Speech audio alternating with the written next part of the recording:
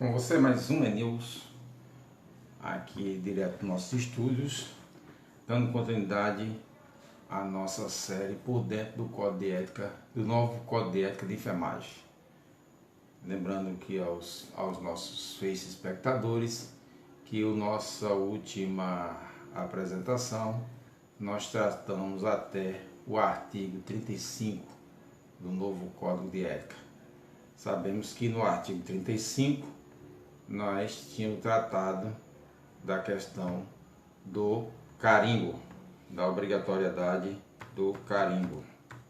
E, sendo assim, nós dando prosseguimento hoje, a partir já, inclusive, do artigo 36, porque nós já tínhamos tratado do parágrafo único, ou do parágrafo, dos parágrafos do artigo 35.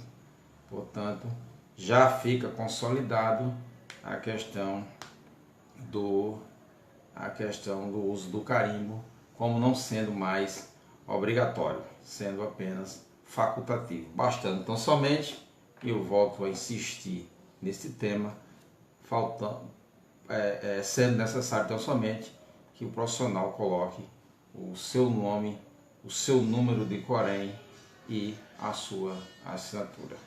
Portanto, vou fazer aqui só uma releitura do parágrafo do artigo 35 para que a gente tenha esse entendimento. Parágrafo 1º diz que é facultado o uso do carimbo com nome completo, número e categoria de inscrição no Corém, devendo constar a assinatura ou rubrica do profissional. Então, o uso do carimbo deixa de fato de ser obrigatório e passa a ser facultativo.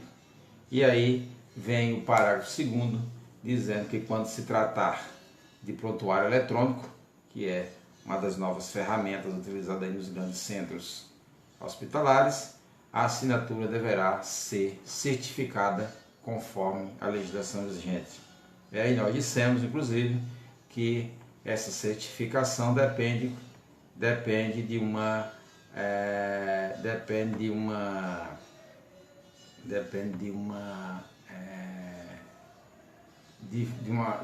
empresa, né, especializada para fazer essa certificação. E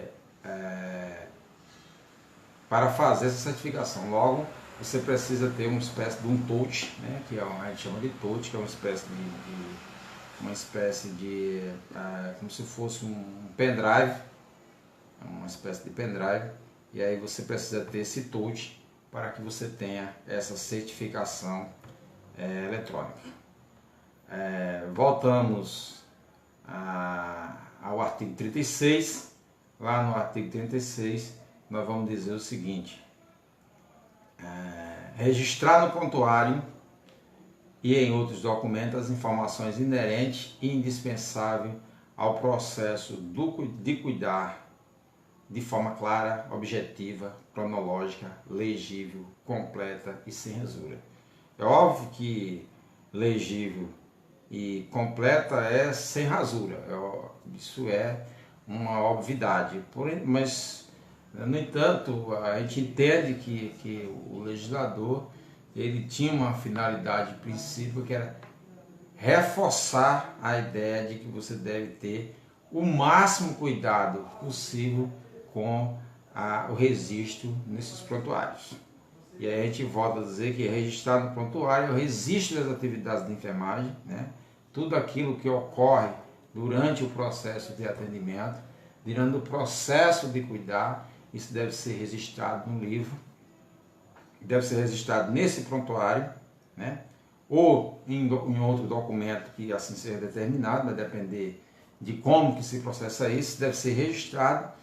E esse registro precisa ter informações que sejam fidedignas, que sejam as informações reais, né? E para isso precisa ser de forma clara, objetiva, cronológica, legível, completa e sem rasura. Esse cronológico ele é importante porque às vezes, por exemplo, a gente pensar em fazer o registro de uma atividade de enfermagem que ocorreu às 10h15, mas você coloca esse registro, vamos supor, às 11 horas na frente de registros, de outros registros que já ocorreram. Então, quando a gente fala da cronologia, é justamente obedecer a sequência desse atendimento, a hora que ele foi realizado, e o registro deve ser contido exatamente no instante que ele é realizado. Já o artigo 37, ele vai dizer que documentar formalmente as etapas do processo de enfermagem em consonância com a sua competência legal. E aí cada profissional, e aí eu divido em dois grandes grupos de profissionais, nós temos os enfermeiros e temos os técnicos auxiliares, cada um dentro da sua competência, cada um dentro dessa competência legal, que competência é estabelecida pela Lei 7498, cada um fazer a documentação desse processo de enfermagem, desse processo de cuidar, obedecendo justamente essa legislação e obedecendo essas competências.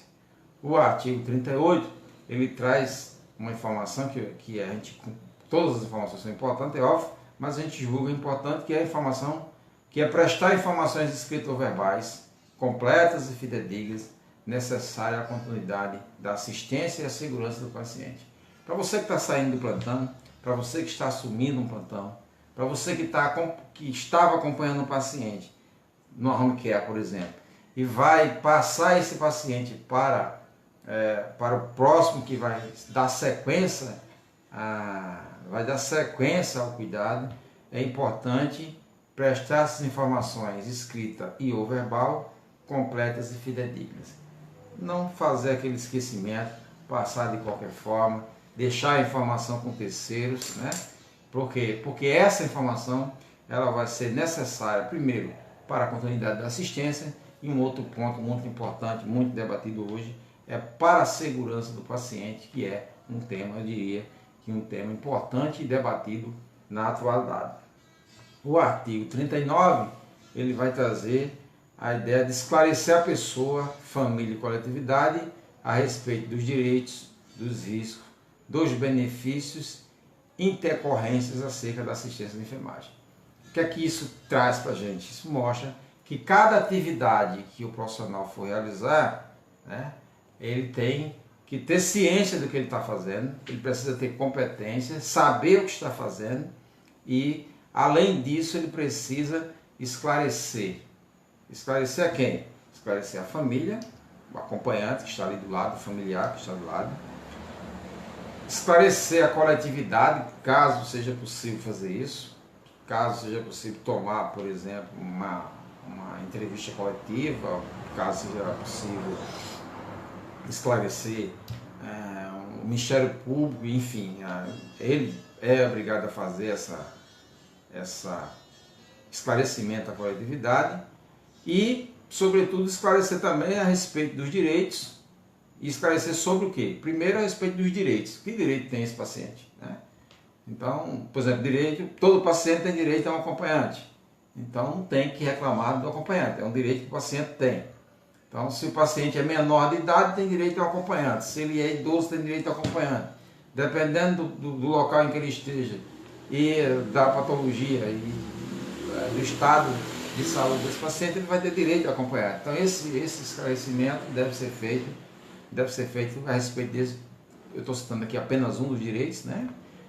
Mas, por exemplo, a respeito do risco, ou dos riscos que esse paciente vai fazer. Por exemplo, um enfermeiro que vai fazer um desbridamento, um processo de cuidar de ferida, ele tem que, por exemplo, pode demonstrar que existe algum risco e dizer a esse paciente que tem um risco ali envolvido, né?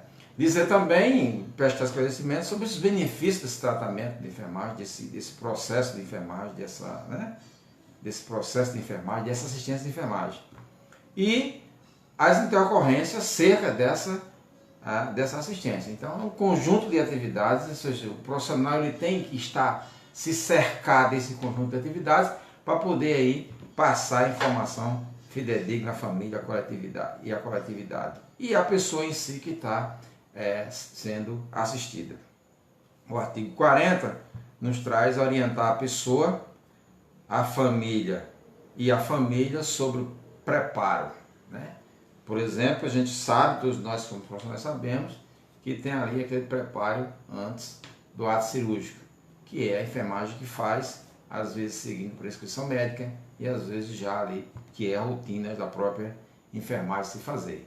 O enfermeiro já fez ali uma rotina, tem um famoso POP, né?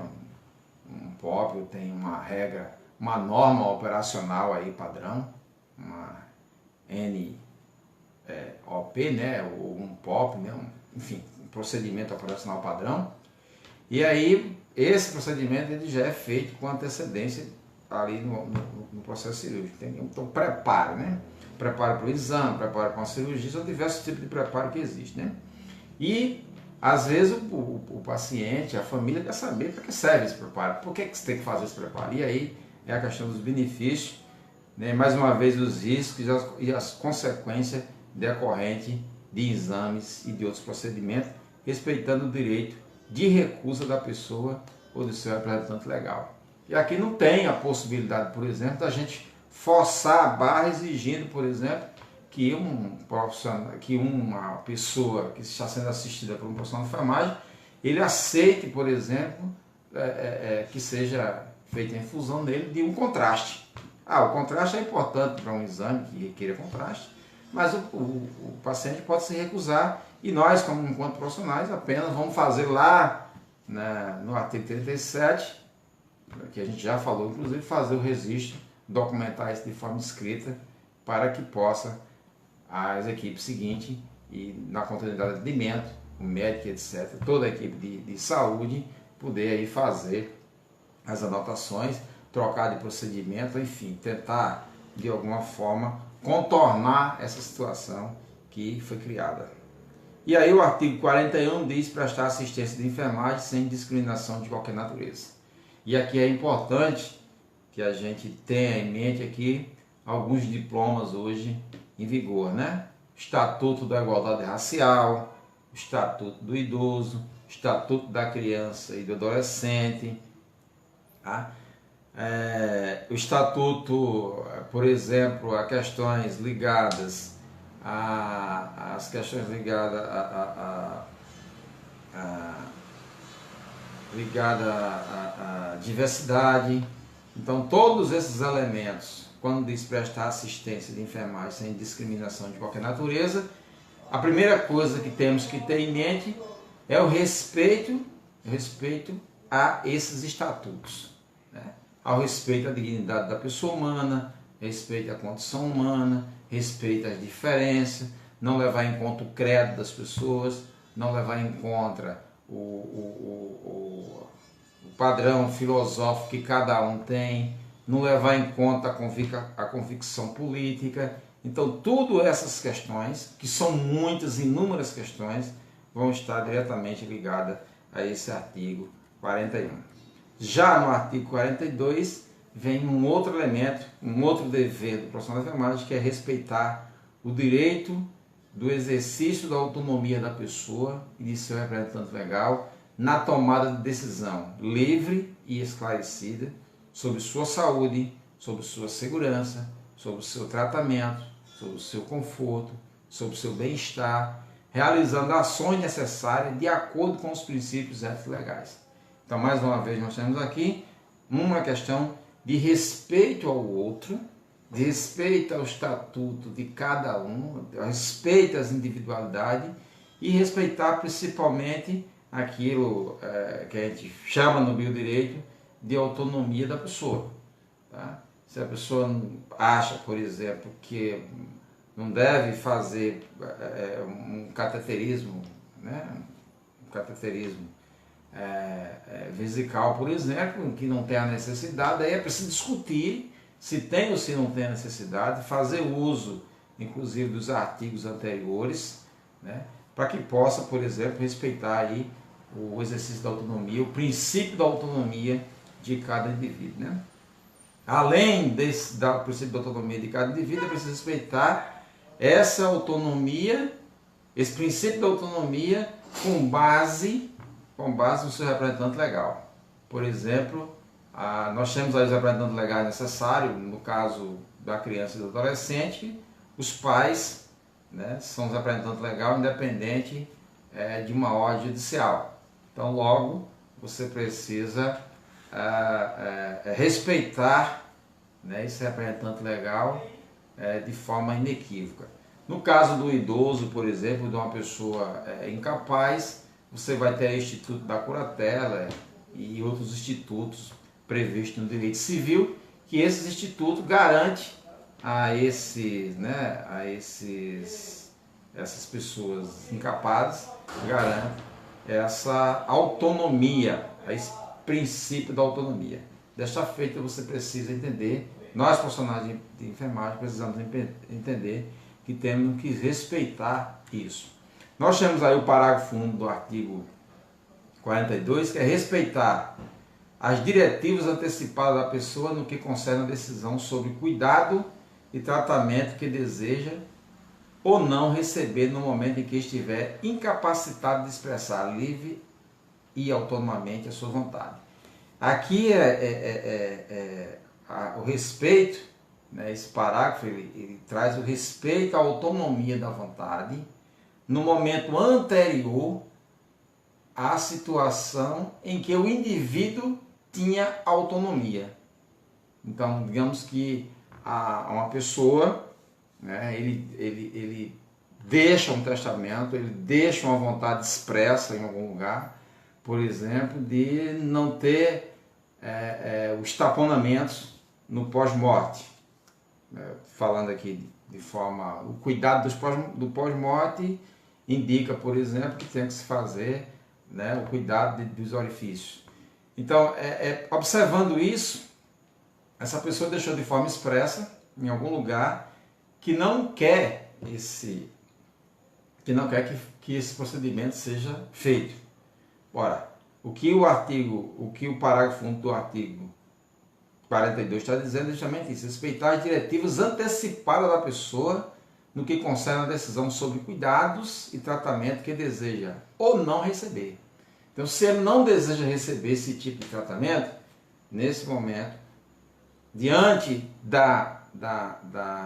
dessas diretivas que foram feitas de forma antecipada, nós temos que respeitar essa vontade deste ser que assim desejou. O artigo 43 remete também a essa questão, a questão aqui do princípio da autonomia, a questão muito particular, a questão da subjetividade do indivíduo, que é respeitar o pudor, respeitar a privacidade e a intimidade da pessoa em todo o seu ciclo vital e nas situações de morte e pós-morte. E aí a gente remete, inclusive, fazendo uma relação com o parágrafo 1 do artigo 42, esse artigo 43 ele vai ter, inclusive, uma relação direta aí. No cuidado pós-morte, por exemplo, do qual se referia, nós temos que respeitar, inclusive, essa questão do pudor, da privacidade, né? É importante também que a gente tenha o máximo de cuidado em observar isso, que tem uma outra resolução, que inclusive depois nós poderemos falar dela aqui, que diz respeito à questão do uso da imagem, que muitas vezes essa imagem viola o pudor, viola a privacidade, viola a intimidade da pessoa, a forma como essas imagens são coletadas e distribuídas nas redes sociais. Então a gente precisa tomar um cuidado aí. Então, o artigo 44, o 43, né, ele remete direto a essas questões como sendo um dever do profissional de enfermagem. É claro que a quebra desse dever vai importar lá na frente numa sanção ética. Né? O artigo 44 diz que prestar assistência de enfermagem em condições que ofereçam segurança, mesmo em caso de suspensão das atividades profissionais decorrente de movimento reivindicatório da categoria. É importante frisar aqui, por exemplo, neste momento nós estamos com a greve lá em Patos dos profissionais de enfermagem e demais profissionais de saúde, e nós temos um indicativo de greve em Campina Grande, que é a cidade também a 120 km de João Pessoa. E por que essas duas informações ela termina entrando aqui? Porque as condições, é preciso, durante esses processos de suspensão da atividade em decorrência de movimentos reivindicatórios da categoria, que são as greves, se faça a assistência de enfermagem em condições que ofereçam segurança. Não pode ser feita de qualquer forma, se alegando, por exemplo, que nós estamos com um quadro reduzido, que nós só estamos operando com 30%. Por exemplo, o município de Patos está operando com 30% do seu potencial profissional de enfermagem.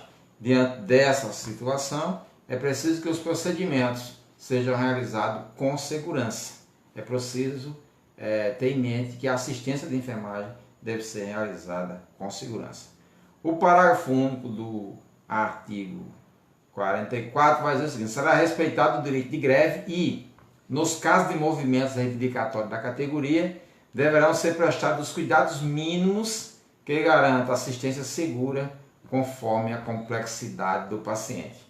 A gente nota aqui, por exemplo, e aí é importante que a gente tenha em mente isso, num processo de greve, o pessoal que trabalha, por exemplo, em CTI, unidade de terapia intensiva, que tem um dimensionamento diferente do dimensionamento geral da enfermagem.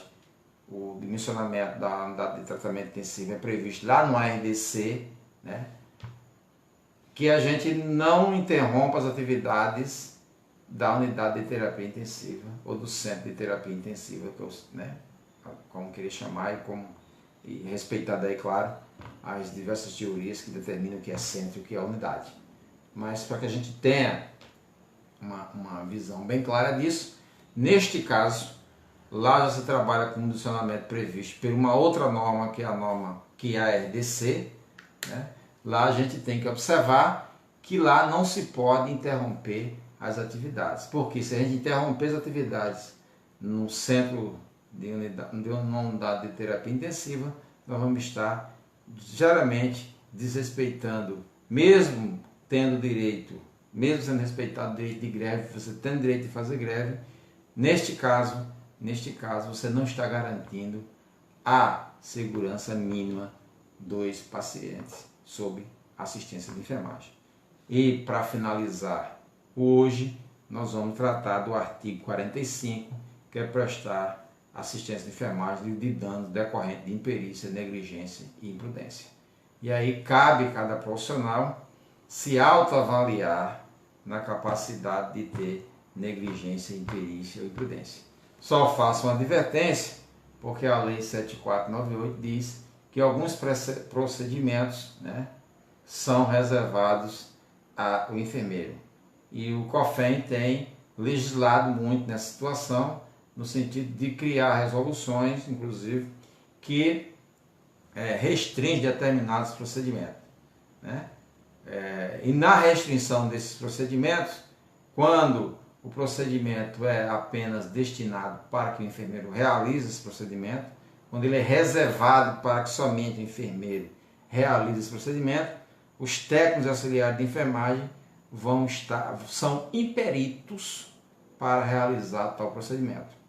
Digamos, por exemplo, transporte, que hoje aqui está em moda isso, transporte de pacientes em ambulância. Essa atividade é uma atividade reservada para o enfermeiro. No passado, todos faziam, os técnicos podiam fazer, com o advento da 375, da resolução 375, houve uma interrupção, foi suspensa a 375, começou -se a aplicar o código a 7498, dizendo que era atividade complexa, etc. E a partir daí está ficando sedimentado de que técnicos e auxiliares de enfermagem não podem fazer transporte de paciente, apenas eles podem auxiliar nesse transporte. Ora, no momento que eles só podem auxiliar no transporte, eles são imperitos para realizar o transporte. Então qualquer um que seja, digamos assim, que seja encontrado fazendo transporte de paciente na ambulância, sem a presença do enfermeiro, vão estar prestando de assistência de enfermagem de forma a ser atingido pelo artigo 45, provocando aí a imperícia. É claro que é preciso observar se houve dano, pois o artigo ele é bem específico, dizer, prestar assistência de enfermagem livre de dano. É preciso quantificar se houve dano, saber se houve esse dano, mas isso é uma discussão jurídica muito mais ampla, não é isso que eu estou tentando resolver aqui, tentando passar para vocês. A ideia é fazer transporte de paciente. O técnico e o auxiliar de enfermagem, sem a presença do enfermeiro, vai estar incorrendo num caso de imperícia, né? Então, por que vai estar correndo um caso de imperícia? Porque o Conselho Federal, através de sua legislação, né, e a Lei 7498, uma nova interpretação que vem sendo dada, impede que ele faça esse transporte sendo uma atividade específica de enfermeiro. Nós vamos ficando por aqui, né? No próximo nosso Enfermagem News, quarta-feira, a partir das 21 horas, nós vamos estar discutindo mais uma vez, voltando a discutir a partir do artigo 46 do novo Código de Ética dos Profissionais de Enfermagem. Os nossos vídeos, desde o primeiro até agora, e amanhã esse também estará no nosso canal no Facebook, Professor Edson Gomes, no YouTube do Professor Edson Gomes também, o canal do Professor Edson Gomes, professor YouTube. Os vídeos vão estar dispostos lá para quem quiser acompanhar essa leitura, né, uma leitura discursiva, né, do novo Código de Ética dos Profissionais de Enfermagem. No mesmo instante que a gente vai fazendo a leitura, a gente vai discutindo e a gente vai interagindo no decorrer da semana. Nós vamos interagindo aí com os profissionais de enfermagem através dos nossos canais telemáticos, Facebook, o WhatsApp, nossos grupos, né, do Enfermagem News, pelo qual está sendo transmitido, e através da nossa página do Professor Edson Gomes e através do nosso canal no YouTube, do canal do Professor Edson Gomes. Vá lá, curta nosso conteúdo, se inscreva no canal, ative o sino para que quando a gente poste um novo vídeo você seja informado. A todos, até o nosso próximo encontro.